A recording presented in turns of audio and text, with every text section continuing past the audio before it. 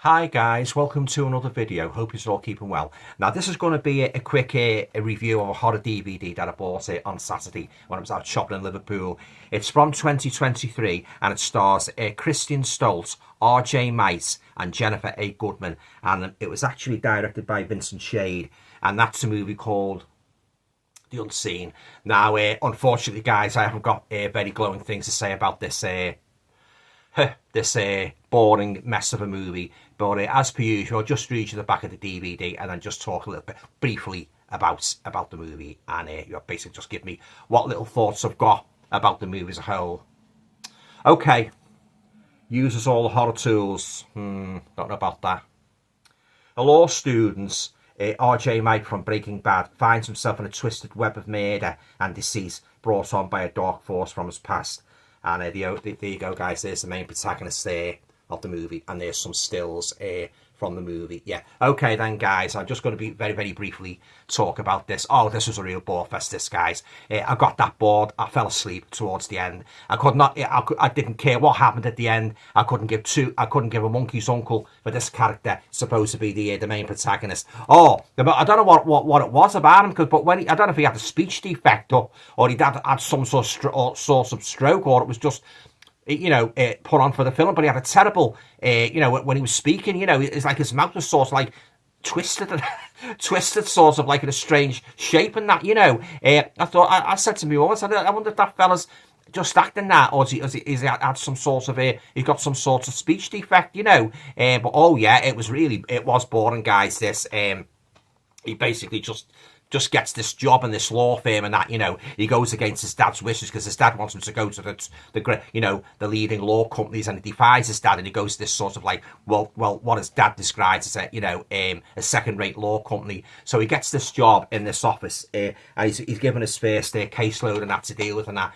And then it flips back and forth from it, working in the law office under this very, very tyrannical elderly manager, very, very no-nonsense attitude, and that very imperious woman, it flips between his activities like at home and his working life in the law office and that. But God, guys, hardly anything happened in it. He started having these weird hallucinations and that in the house and that, and even when he was in the law school and that, completing his final year as studying to be a law student, his hands started to go funny and sort of like just went weird and that, and you get all these weird things peppered throughout. Well, what I'm out of the movie I did see, and that we start seeing strange things and that in his house and that hallucinatory images and that. It doesn't really explain itself, guys. Again, another example of the aesthetics being better than the actual storyline itself. But oh yeah, it was terrible, guys. It's going to be thrown right on eBay, or I'm going to give it to a charity shop. It's one of the worst, the worst horror movies I've seen so far this year, and I don't know where they got this guy from, but I don't know if there's an image, guys, of some of the hallucinatory images what he sees and that, But oh yeah, it was. I was expecting to be, I was expecting to sit down to watch a real good supernatural horror movie the other night. But boy, was I disappointed. I just got bored. I just fell asleep, guys. I just had enough of it. I said, this story's going absolutely bloody nowhere fast. It was just him all the time, and his voice was so bloody irritating. Oh my God, such an irritating voice. It's like as if he had a mouthful of sweets, or he had some sort of, he had some sort of speech defect. I don't know if that was intentional, or was it actually he actually suffered from that speech impediment. But he was really irritating, this character. They could have got somebody better for this movie, guy. But then again, the story left a lot to be desired. You get fed up sometimes, guys, in these supernatural movies where they're in the house and they see hallucinatory images and that. You don't know if it's in their mind or that it's actual physical presence, supernatural presence in the house. You just get fed up with them. There's so many of these scenarios have been duplicated and duplicated and duplicated. In the end, you just think, oh, another bloody yawn-inducing horror trope, But oh yeah, I did not like The Unseen at all, guys. It was really pants and that.